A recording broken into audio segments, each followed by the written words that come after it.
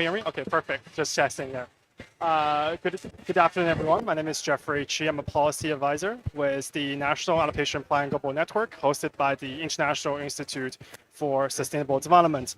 A really warm welcome to you all here. It is literally really warm. If you require interpretation in Portuguese, you can switch your channel to channel 22. The main floor channel is channel 24.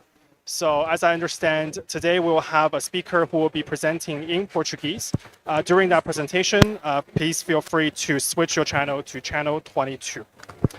So for today's conversation, we've heard a lot of discussion about coordinated, coherent climate governance. And to solve the climate crisis, we definitely need an all-of-society and all-of-government approach. During the ongoing negotiations on the NAP assessment, we've been hearing a lot about the need for mainstreaming climate change adaptation considerations across sector, across levels of governance, and across different government departments as well. So today we're really lucky to be joined by a group of country representatives, as well as representatives from the NAP Global Network, who will be offering some practical pathway to overcome governance silos and really advance a coordinated approach to climate change adaptation as well as climate change mitigation. So for today's event, we will start with an introduction remark by Anne Hamill, followed by a framing presentation on the global inventory of multi-level governance coordination mechanisms that's recently published by the NAP Global Network. Following that, we'll hear from the Brazilian government representative on the COP30 action agenda on Objective 11 on multi-level governance. Then we will dive into a panel discussion on ways and practical pathways to advance synergies between NAP and NDCs. So with that, I'd like to introduce Anne Hamill, the Associate Vice President for Resilience for the International Institute for Sustainable Development, to the stage to provide an opening remark. Anne, the floor is yours.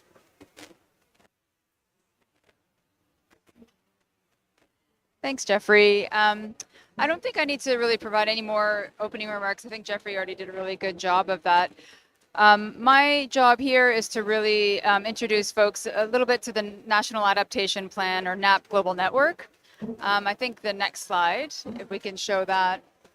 And this is just to sort of lay the context and the framing for the presentations and the following conversation that we're going to have. So the National Adaptation Plan Global Network is a network that was established over 10 years ago at the COP in Lima. And the purpose of the network is to help support developing countries in advancing their national adaptation plan processes. So we are funded by a mix of governments, so Canada, Germany, and Ireland at the moment, and we've also gotten some funding from the Climate Works Foundation. What's critical, I think, for folks here to know is just to understand the sort of breadth of work that we're doing and the sort of vision that we have in trying to advance adaptation planning processes, because I think we all recognize the sort of foundational role that they play. We really need to get the governance structures and the institutional capacities right in order to make sure adaptation, action, and implementation advance at the pace and at the scale that we're all expecting it and need it to. So what that means is that we're providing countries with more technical assistance in getting those institutional structures in place, with sort of doing the foundational analyses, with developing their actual national adaptation plans, and trying to move them towards implementation. And so to date, we've supported over 70 developing countries in doing this, and with a priority to LDCs and SIDS, but it's not exclusive to LDCs and SIDS. In addition to the sort of more technical support, we also really think it's critical for countries to learn from each other.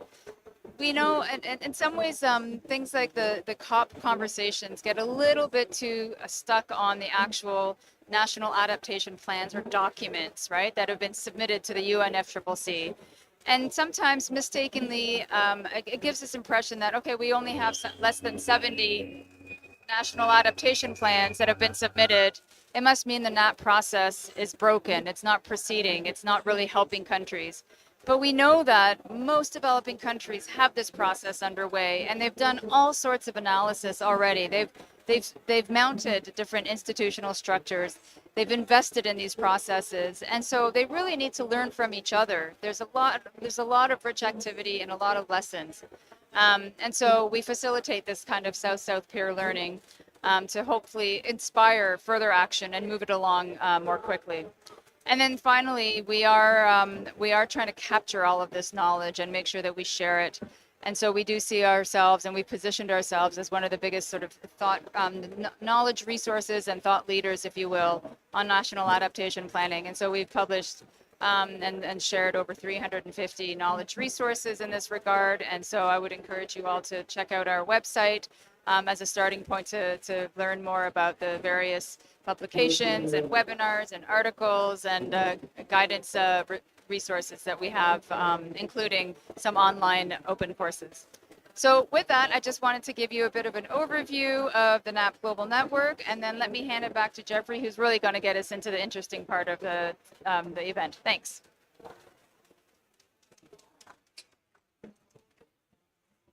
Thank you very much, Anne. And now we're going to hear from Mauricio, our senior policy advisor for multi-level governance, to talk more about one of the knowledge products that was most recently published on multi-level governance. Mauricio, the floor is yours.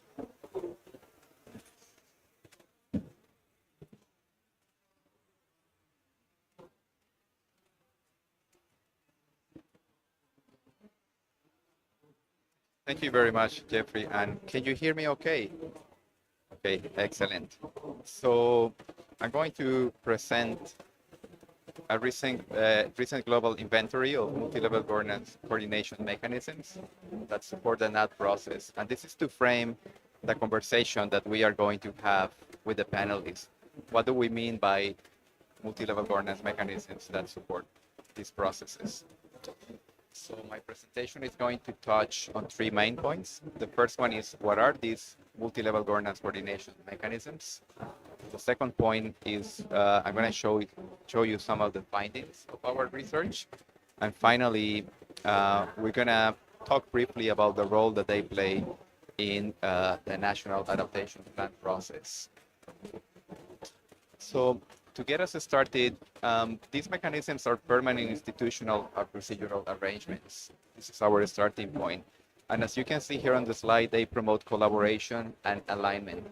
And you can understand this as three different types of collaboration. We have across policy sectors, typically, for example, agriculture, health, and water. And this is very important to move the NAT process ahead and the NDC process.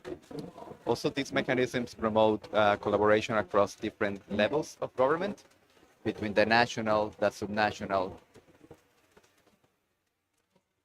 and the local. Can you hear me better now? Okay. I'm getting a thumbs up with from my colleague Jeffrey. Excellent. Okay. So as I was saying, the second level or the second entry point is across different levels of government, as you can see here on the slide. But also they more and more they promote collaboration among different actors.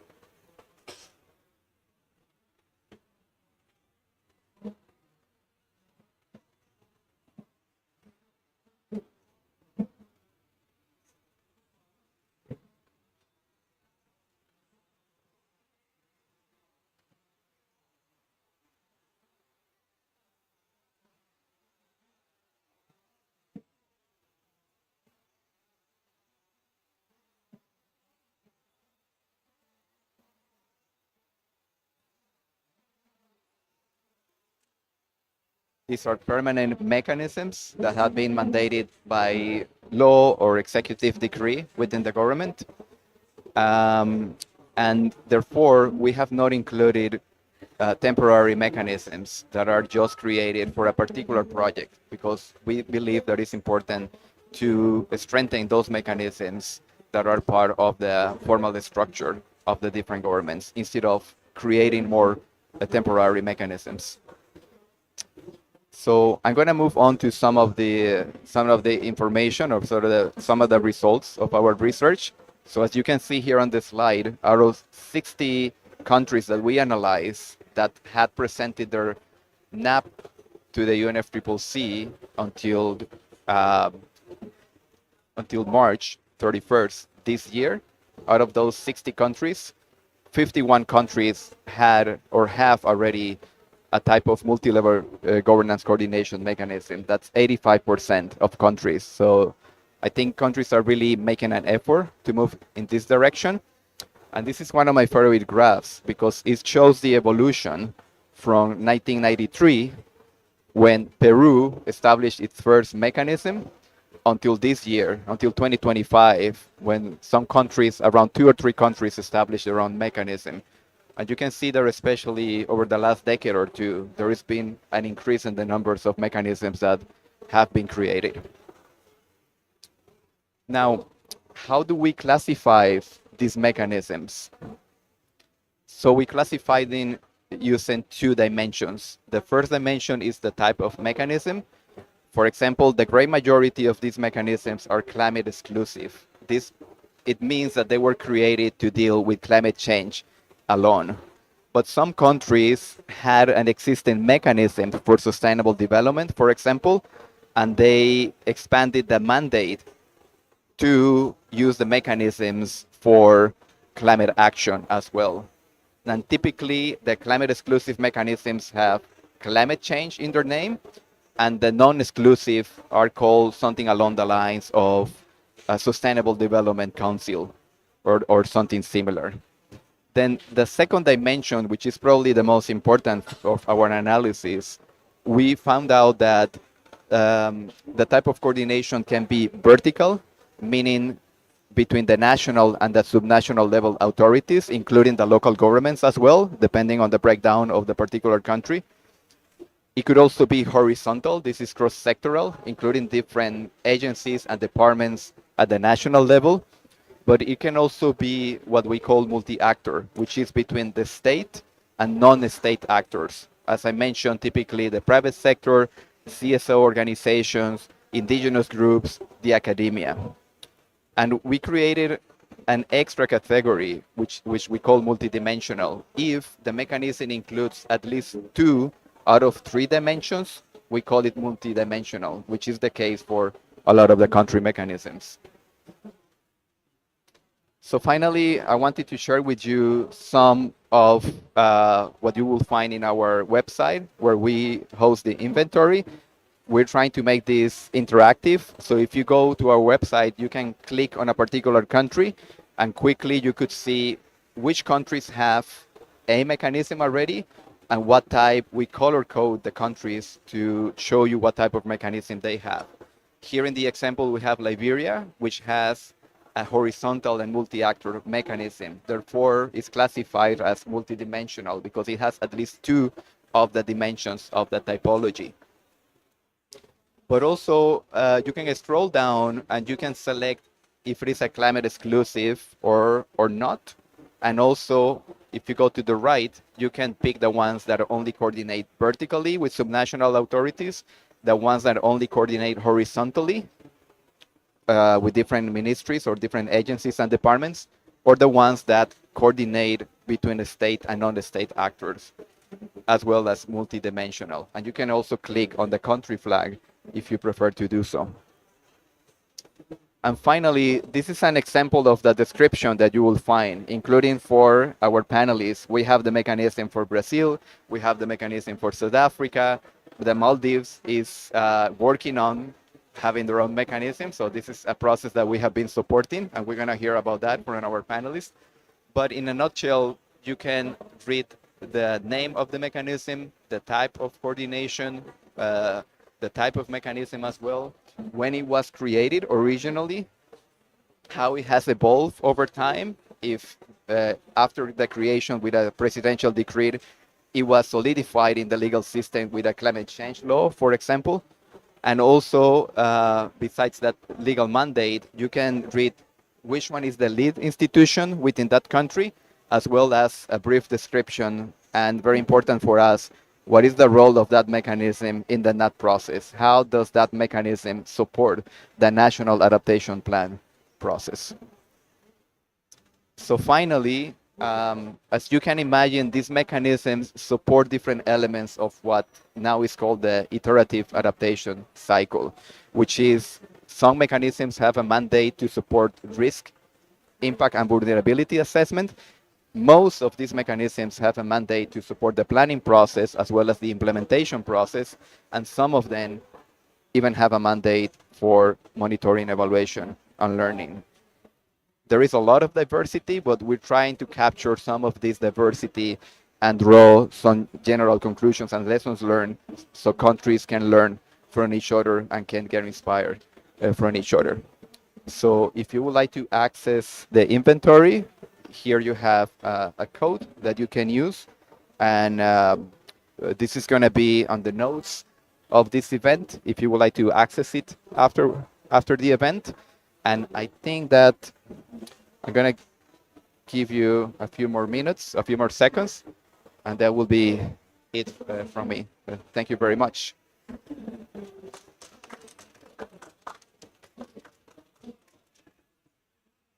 Thank you very much, Mauricio. As you can tell, there has been a lot of progress made in country and also through the NAP process to advance multi-level governance on climate change and climate action.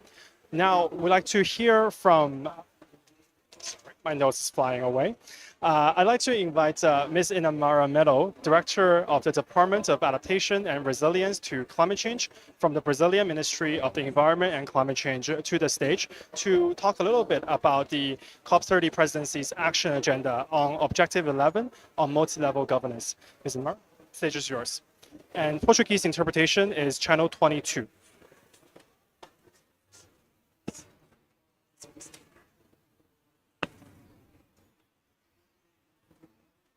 Muito bom dia a todos e todas, me ouvindo?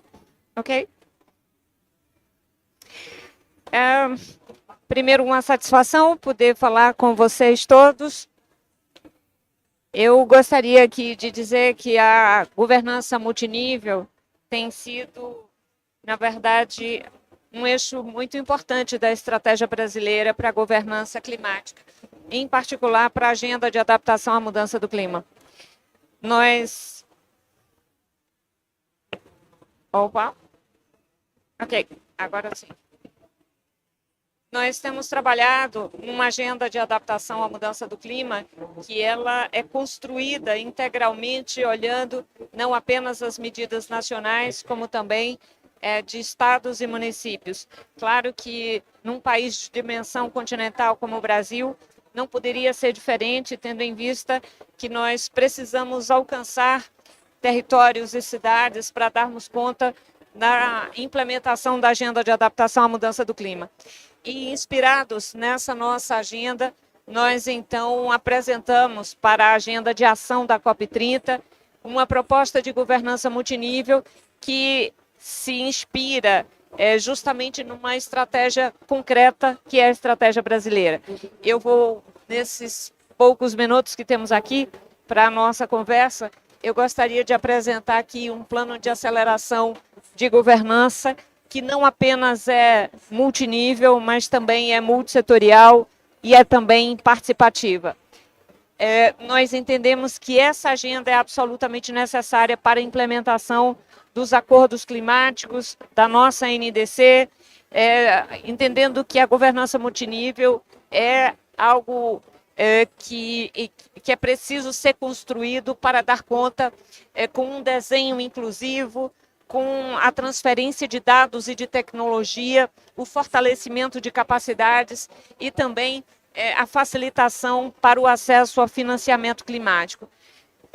A governança multinível não pode ser entendida como um mero colegiado para a implementação de uma estratégia. A agenda de adaptação à mudança do clima requer muito mais do que isso. O desenho que nós estamos construindo no Brasil envolve tornar os governos locais capazes de construir juntos, com o governo federal, uma agenda que seja robusta, que seja concreta.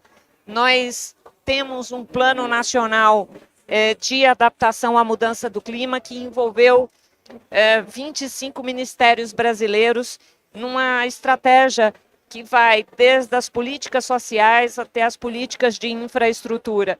Nós entendemos que o fortalecimento de capacidades para a implementação das NDCs e para o enfrentamento da emergência climática é o caminho possível, necessário, que nós precisamos dar conta. Então, todo o plano ele foi construído tendo como base aqueles compromissos que o Brasil já havia assumido. Nós temos aqui, desde o próprio Acordo de Paris, os Objetivos do Desenvolvimento Sustentável, o Global Stocktake, o próprio GGA. Também entendemos a necessidade de dar conta do compromisso assumido no momento em que aderimos à coalizão CHAMP, que é a coalizão dos governos para integrar governos subnacionais numa agenda ou numa ação climática mais ambiciosa.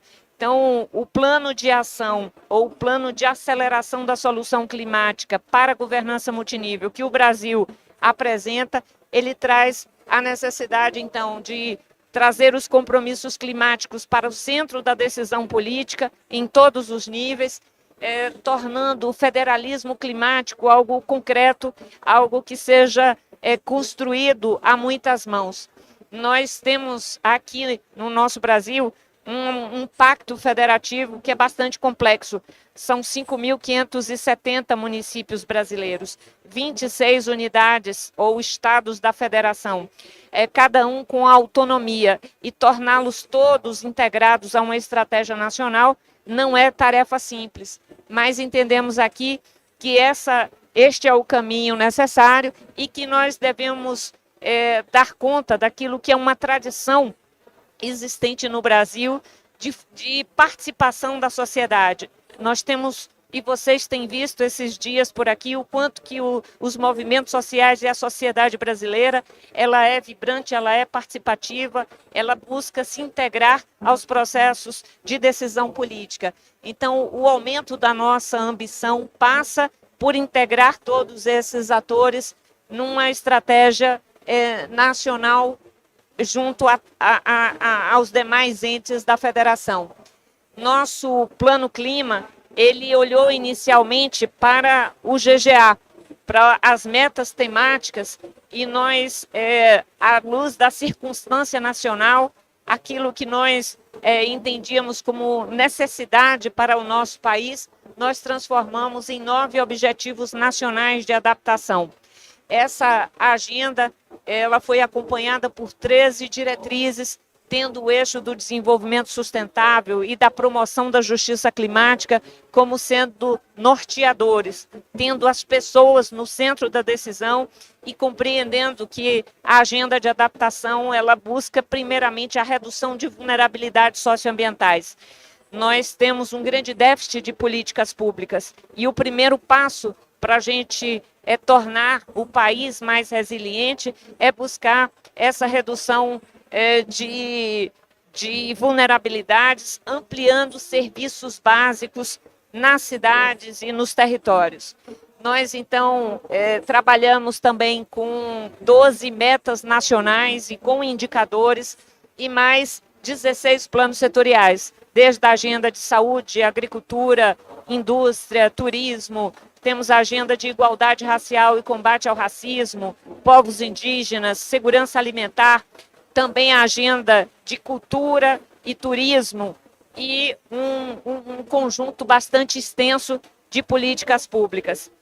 Contei para vocês do esforço que nós fizemos e nós reunimos no processo de elaboração do Plano Nacional algo em torno de 800 gestores públicos que foram capacitados neste processo. Um dos grandes ganhos desta agenda foi justamente a capacitação, a vida no governo federal, para além daqueles que já estavam habituados a trabalhar na pauta climática. Nós trouxemos um número bastante significativo de novos gestores para a agenda do clima. Essa agenda, então, foi apresentada na nossa NDC, lastreada por um plano nacional, que passa, então, para estados e passa para os municípios como sendo algo orientador até 2035. esse nosso slide aqui, eu acho que ele é bastante ilustrativo de qual é o formato que nós devemos trabalhar. Termos uma agenda ou uma política nacional que seja multissetorial, multinível, participativa em todos os níveis de governo. Cada um precisa ter um planejamento, e este planejamento precisa ser acompanhado por capacidade para lidar com risco climático, análise de risco e definição das prioridades da agenda em adaptação. Temos feito um grande esforço para ampliar o acesso à informação e à análise de risco, com plataformas nacionais que sejam acessíveis aos governos subnacionais. Convido vocês, posteriormente, a conhecerem a plataforma Adapta Brasil, que é hoje um instrumento utilizado por governos subnacionais, mas também por empresas e por diversas instituições do governo federal. E, por fim, trabalhar o acesso a financiamento de forma integrada. O barulho da chuva amazônica, não... espero que vocês consigam compreender o que falo mesmo diante desta tempestade. Mas vamos adiante. O que essa iniciativa brasileira nos apresenta aqui? Nós estamos hoje apoiando estados e municípios para esse trabalho integrado, fornecendo uma grande capacitação de gestores públicos.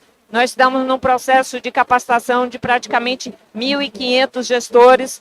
Nós temos aqui a promoção, então, desse modelo de governança com fóruns locais de governança, a capacitação, o desenvolvimento de capacidades para os diversos entes da federação, esse processo, esse fornecimento de dados e informações com a estruturação de plataformas e os meios de implementação. Nós temos trabalhado de forma muito integrada, com o trabalho sendo realizado em rede para que a gente dê conta desta tarefa. A ideia neste processo é que a definição das prioridades seja pactuada não pelo governo federal, mas que isso seja dialogado com o conjunto dos municípios brasileiros, entendendo que o contexto local ele é definidor para conseguirmos chegar a um bom entendimento. O que está sendo apresentado para os municípios?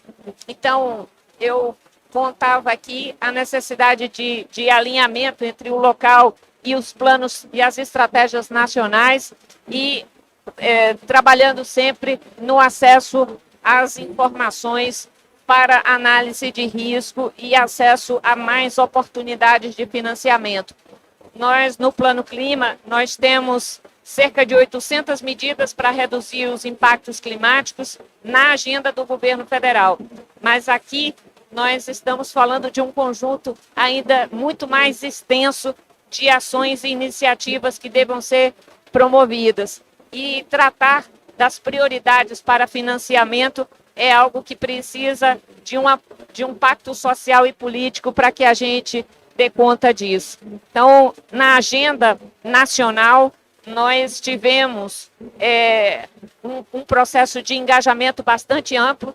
Temos conseguido, de fato, trabalhar com os municípios a partir da definição de critérios, apoiando aqueles municípios mais vulneráveis.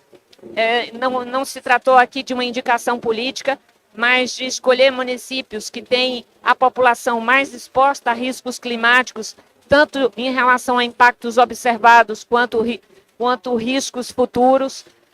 E a gente, então, transformou isso numa agenda para implementação também, trazendo ou construindo um paradigma global de governança multinível.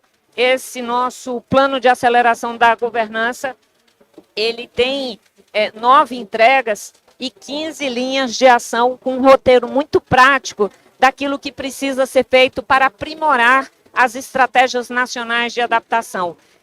O Brasil, como vocês devem saber, é signatário, então, da coalizão CHAMP, e ao apresentarmos esse plano, isso foi absorvido como sendo o próprio plano de ação da coalizão CHAMP. E desta maneira, a gente conseguiu o engajamento de mais de 30 instituições nacionais e internacionais para essa agenda. Essa agenda é compartilhada entre o Ministério de Meio Ambiente, o qual eu represento, junto com o Ministério das Cidades, mas também a ONU Habitat e a coalizão CHAMP, o conjunto das entidades que representam estados e municípios, bancos e instituições de fomento no Brasil, e mais um conjunto de instituições que hoje atuam com governos subnacionais. Essa iniciativa ela está aberta à adesão de todos. Creio que, inclusive, o trabalho, o inventário produzido pela Global NAP Global Network é para nós um inventário importante do ponto de vista de medir o avanço e o progresso naquilo que envolve a incorporação da agenda de governança multinível, e temos um roteiro até 2028 e até 2030.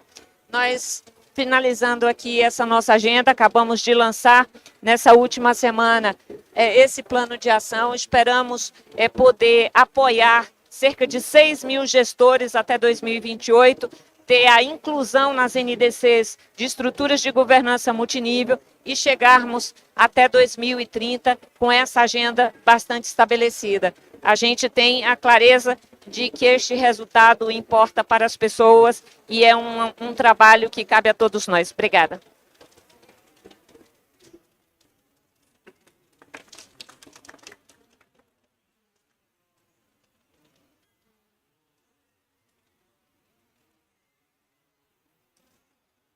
Thank you very much, Inamara.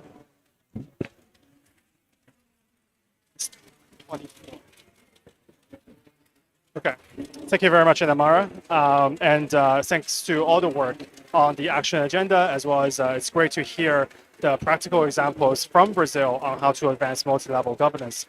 Now, it wouldn't be a COP30 side event without the Amazonian ring, the noise from the other pavilion, and a panel discussion. So I'd like to invite two distinguished panelists to join Inamara and Mauricio onto the stage. Mr. Clau Ramaru, Chief Director of Climate Change Adaptation from the South African Department of Forestry, Fisheries and Environment, and also Ms. Risha Suhel, Program Officer at the Climate Change Department of the Ministry of Tourism and Environment from the Maldives. Mauricio, over to you.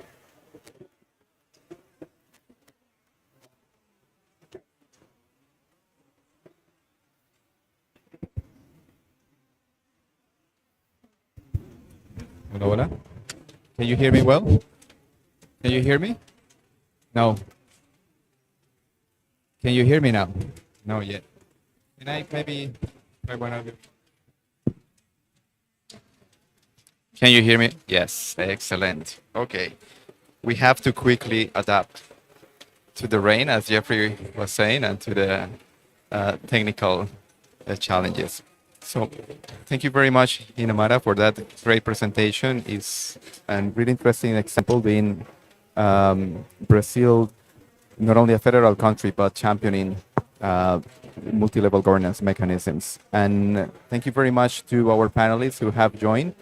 We have here a really good representation of countries that on one hand they have a good experience moving this forward, and a country, Maldives, that is learning from others and is also taking these lessons into account to build their own coordination mechanisms, which we're very happy to support. So maybe I would like to start with Clau, because Clau, in South Africa, you have the experience of the Presidential Climate Change Commission. So to get us started, I would like to ask you if you could briefly describe this mechanism, the Presidential Climate Change Commission, but also tell us what has been the experience of South Africa using this platform to create synergies between the NDC and the National Adaptation Plan process. So the floor is yours. Yeah, no, thank you very much. I don't know if I'm audible. I'll just see by you noting that I'm audible. Okay, that's better. No, thank you very much. I think firstly, thank you for having us to share our experiences. The Presidential Climate Commission was established as a multi-sectoral structure which has the representation of the government, business, civil society, academia, with the primary responsibility of supporting and providing more of advisory to climate change, to presidency, and to the South African government. So in its recent establishment, one of the tasks that it was given was to coordinate community inputs into the process of the refinement of the NDC, the nationally determined contribution. And what they did, they dissected the document into both mitigation and adaptation as part of their just transition framework conversation, which enabled them to ensure that they collect inputs from different stakeholders, from communities going across the country, and generate what we call the presidential input into the NDC, which eventually contributed towards the finalization and the adoption of the previous NDC. Similar approach was employed with this current process, where they have been providing some deeper level technical inputs into the NDC, where they engage with different stakeholders. I think from the NEP perspective, they benefited from the fact that we have already other institutionalized structures that they will engage with. We have the Intergovernmental Technical Working Group. We have the National Climate Change Committee, where they are able to interact with and report their work, and also receive input from the committee, which inform the work that they do. Thank you. Excellent. Thank you very much, Flo. And I would like to highlight 3 key points that you mentioned. The advisory role that the Presidential Commission has, not only from a technical perspective, but from a bottom-up perspective, collecting views from different levels of governance in this case. And on that note, since we have already learned from the experience of South Africa and the experience of Brazil, I would like to move to the Maldives, because we've been supporting a process of Maldives with the ambition that they have under the National Adaptation Plan process of creating a mechanism for the island that will coordinate or will facilitate coordination vertically and horizontally. And those who have been involved in these processes, you will know this is not easy. So if you could tell us, Risha, a little bit about that process, and if I also would like to ask you right away if there are some lessons learned that you have already identified from the 2 previous countries. Thank you. And thank you to the NEP Global Network for having me. Are you able to hear me? Okay, great. So thank you for having me, and thank you for the continued support that you've been providing the Maldives in the formulation of our National Adaptation Plan, and also in our other work, because the NEP Global Network supports us in our chairmanship of the Coalition of Atoll Nations on Climate Change in sharing adaptation related information with other atoll nations as well. In terms of this coordination mechanism and the horizontal and vertical integration, it has been challenging for sure. And we're still very early on in the stages of formulating our National Adaptation Plan. So we have a steering committee at the moment on the National Adaptation Plan. And this includes various government agencies such as the Ministry of Tourism, Ministry of Fisheries, these are key economic sectors, but also the Ministry of Family and Social Development, the National Disaster Management Authority. So very key government agencies are represented on the steering committee. So that is in terms of horizontal integration, but when it comes to vertical integration, it can be a lot more challenging because we have 180 something local islands which are governed by island level and atoll level councils. So in allowing for their participation and engagement to ensure inclusive engagement throughout this process, it has been very challenging. So for that, we have also included the ministry that is responsible for local governments into our steering committee. But then we also have an advisory committee that is comprised of non-government actors, so civil society and NGOs, and we hope to launch a call for an open call for engagement for that, so they will be able to submit their interest in being part of this advisory committee, so that they will be engaged throughout the process of the formulation, but also in the implementation of our National Adaptation Plan going forward. We also want to ensure that the advisory committee and the steering committee are not separate and two different entities working separately. So to facilitate this sort of integrated approach, we will have a member of the advisory committee sitting within all of the steering committee engagements going forward. But that is what I have for now. We're still very early on in the process, but I hope that sheds some light. Thanks. Well, let me tell you that you have a lot already, and it shows the complexity of creating synergies at the government level, at the national level, but also the complexities of creating synergies with the islands that you mentioned, more than 180 each local islands, and also the non-state actors. So with that, I would like to go back to Inamara.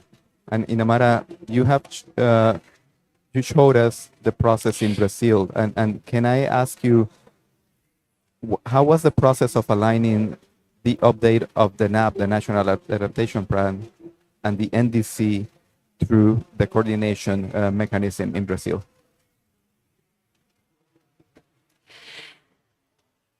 O presidente Lula restituiu Comitê Interministerial de Mudança do Clima, que conta com mais de 22 organizações ou ministérios federais. Nós também contamos neste desenho com representação de estados, municípios e ainda com assessoramento científico e com organizações de participação social. Então, nós contamos com uma arquitetura que permite um debate no nível vertical federal bastante expressivo, e com muitos atores, e é de fato multidimensional nesse sentido. Essa agenda nos permitiu uma pactuação importante, e o governo brasileiro hoje conta com uma legislação que diz que é o Plano Nacional que define as diretrizes para estados e municípios. Isso torna mais fácil trabalharmos apoiando estados e municípios a partir daquilo que é definido no Plano Nacional. Isso faz toda a diferença, na verdade. Nós temos, além disso, um Conselho da Federação que faz com que essas estratégias possam ser pactuadas entre os 3 níveis de governo. Por fim, eu ainda destaco que a Rede Clima, que é uma organização que reúne os pesquisadores de todo o país, eles atuaram fortemente no apoio ao trabalho desenvolvido para o Plano Nacional de Adaptação à Mudança do Clima. Isso permitiu que a gente se baseasse na melhor ciência disponível e isso estivesse à disposição do conjunto dos ministérios, com um processo de capacitação e de trocas entre os ministérios, porque muitas agendas elas não são definidas apenas dentro de um único ministério. As agendas relacionadas a recursos hídricos diz respeito a cidades, diz respeito à energia, à agricultura, e nós precisávamos de espaços de troca também para questões específicas. Então, foi um trabalho de praticamente 2 anos para que a gente estabelecesse todas essas trocas, mas dentro do grupo ou do comitê interministerial, com uma pauta dedicada à agenda de adaptação à mudança do clima.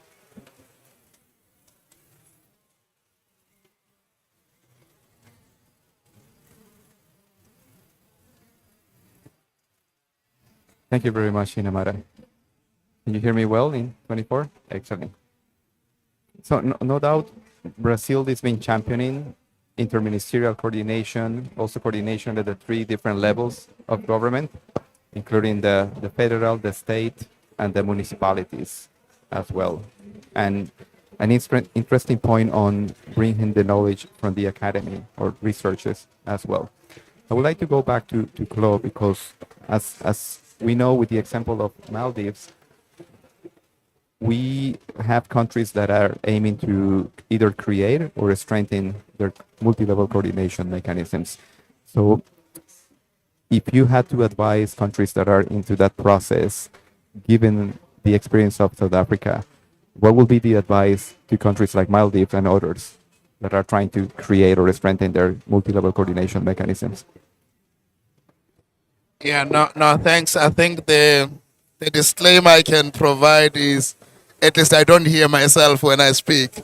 I just hope that whatever I'm telling you makes sense. So, no, but thank you very much. We have just passed the Climate Change Act, and the Climate Change Act is aimed at strengthening the coordination across board on climate change, both vertically and horizontally.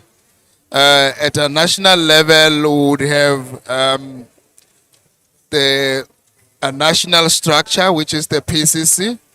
We will have the intergovernmental structure, which drive the coordination of climate change response.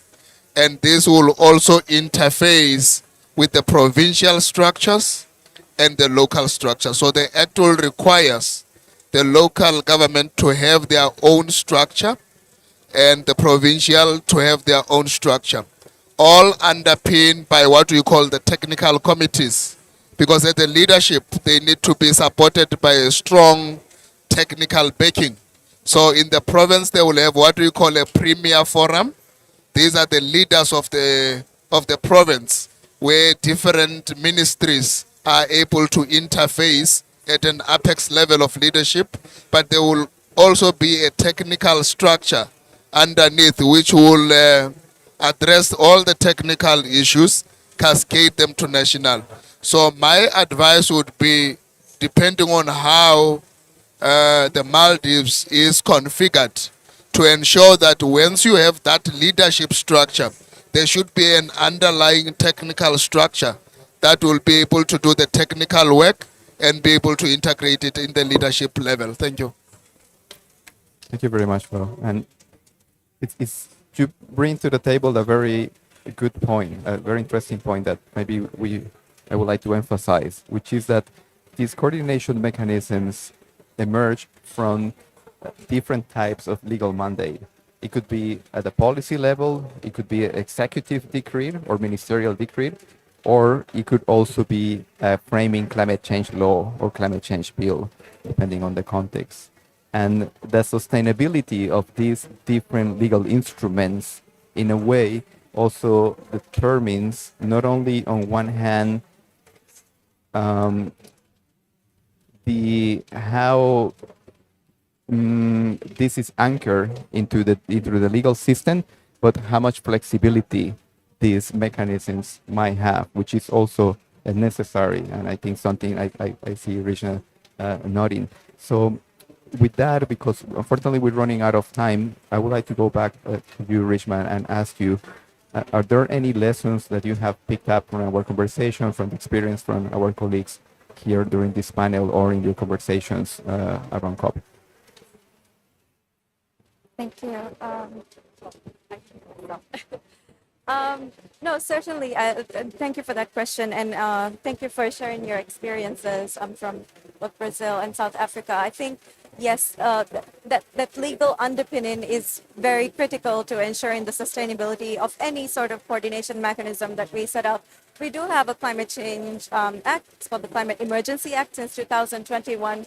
But we are working to actively improve it going forward, because we understand that it may not be as fit for purpose as we had initially thought, because the situation on the ground is constantly evolving. So on that note, I think what we hope to do is to improve the Climate Emergency Act through amendments as required, to then facilitate this sort of coordination mechanism that's both horizontally very sound, but also vertically very, very sound to ensure that we reach those most in need. But I think, yeah, just to keep it brief. Thank you. Thank you very much. I see signs that indicate that we're running out of time. So since we're also having heavy rain, yes, maybe we can thank the wonderful planning, give them an applause, and we'll move to the final stage of this session.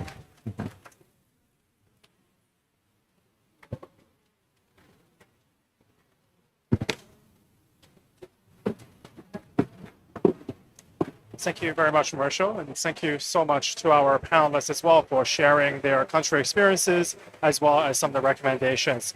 Now, lastly, I just want to give the floor back to Anne Hamill for some closing reflections and what's the next steps. Anne, the floor is yours.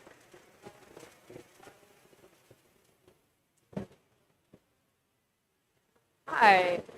Well, look, this has been a really quick tour of network, and we've heard some country experiences, some fantastic new experience as well from our host government here in Brazil, and some what we're hearing from South Africa and then Maldives as they sort of embark on this journey.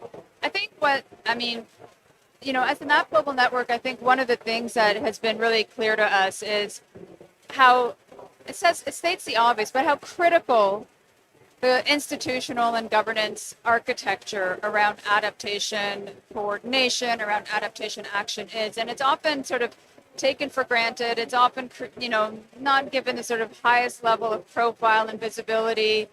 It's not the most exciting thing to talk about in fora like this, because you don't necessarily have a really sharp image about what institutional coordination is. And when you hear about countries' experiences, it quickly becomes very nationalized and very specific.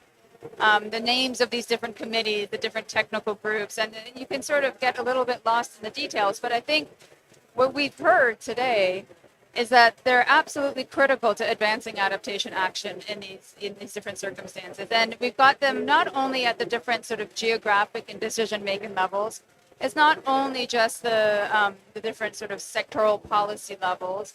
It is about these other actors, and we heard a lot about the research community and the technical advice that really needs to underpin all the advice that's given to decision makers in these different policy streams at these different decision-making levels.